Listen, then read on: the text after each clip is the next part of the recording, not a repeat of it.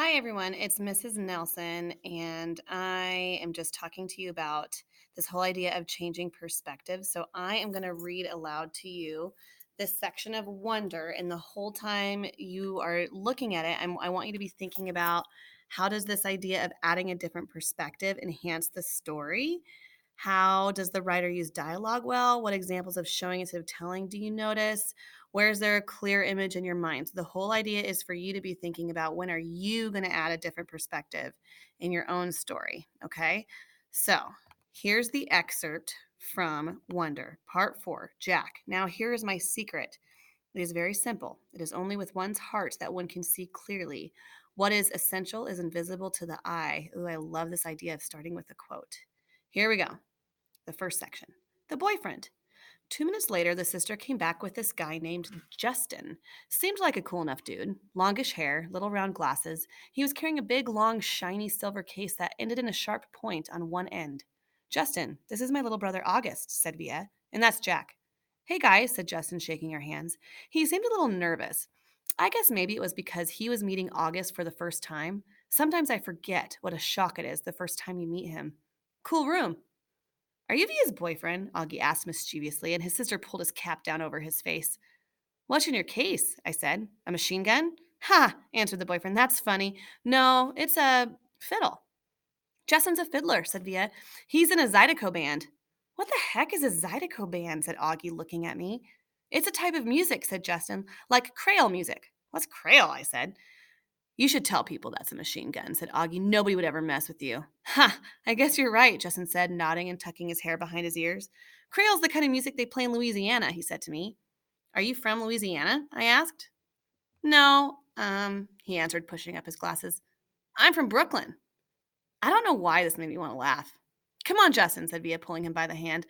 Let's go hang out in my room. Okay, see you guys later. Bye, he said. Bye. Bye. As soon as they left the room, Augie looked at me smiling. I'm from Brooklyn, I said, and we both started laughing hysterically. So this was Jack's point of view, okay, of the boyfriend. Now let's go down to Justin's point of view. Justin, sometimes I think my head is so big because it is so full of dreams. John Merrick and Bernard Pomerance's The Elephant Man. So let's look at his perspective. Notice the differences here, right?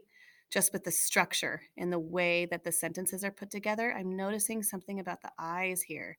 Olivia's brother. The first time I meet Olivia's little brother, I have to admit, I'm totally taken by surprise. I shouldn't be, of course. Olivia's told me about his syndrome, has even described what he looks like, but she's also talked about all his surgeries over the years, so I guess I assumed he'd be more normal looking by now. Like when a kid is born with a cleft lip and has plastic surgery to fix it, sometimes you can't even tell except for the little scar above the lip.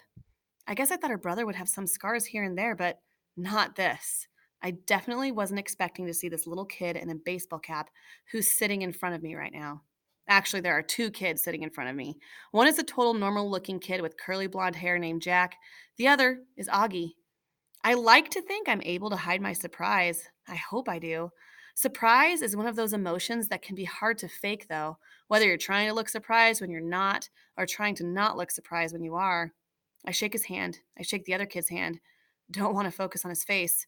Cool room, I say. Are you Via's boyfriend? He says. I think he's smiling. Olivia pushes down his baseball cap. Is that a machine gun? The blonde kid asks, like I haven't heard that one before. And we talk about Zydeco for a bit, and then Via's taking my hand and leading me out of the room. As soon as we close the door behind us, we hear them laughing.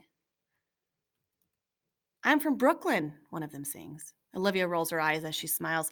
Let's go hang out in my room, she says. We've been dating for 2 months now. I knew from the moment I saw her, the minute she sat down at our table in the cafeteria, that I liked her. I couldn't keep my eyes off of her. Really beautiful, with olive skin and the bluest eyes I've ever seen in my life. At first, she acted like she only wanted to be friends. I think she kind of gives off that vibe without even meaning to. Stay back, don't even bother. She doesn't flirt like some other girls do. She looks you right in the eye when she talks to you, like she's daring you. So I just kept looking her right in the eye too, like I was daring her right back. And then I asked her out and she said yes, which rocked. She's an awesome girl and I love hanging out with her. She didn't tell me about August until our third date. I think she used the phrase a craniofacial abnormality to describe his face, or maybe it was cranial facial anomaly. I know the one word she didn't use was deformed, though, because that word would have registered with me. So, what did you think? She asks me nervously the second we're inside her room.